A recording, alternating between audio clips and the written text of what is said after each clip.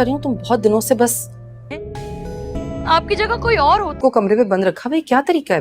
तो डबल पैसे लेता।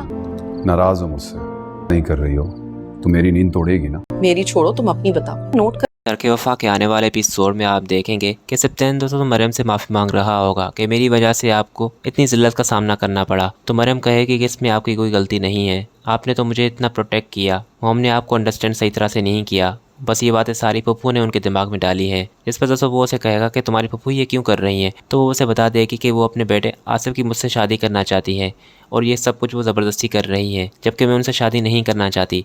तो सत्यान उसे कहेगा कि ये तो बिल्कुल गलत है, आपके पेरेंट्स फिर क्या कहते हैं। जिस पर वो उसे बता देगी कि वो भी नहीं चाहते, पर फिर भी वो इस तरह की साजिशें करके और मेरी मॉम को मेरे बारे में उल्टा सीधा बताकर उन्हें मेरे खिलाफ कर रहे हैं। और फिर दोस्तों ये सारी सिचुएशन देखने के बाद सप्तान खुद आएगा और मरियम के बाप से बात करेगा।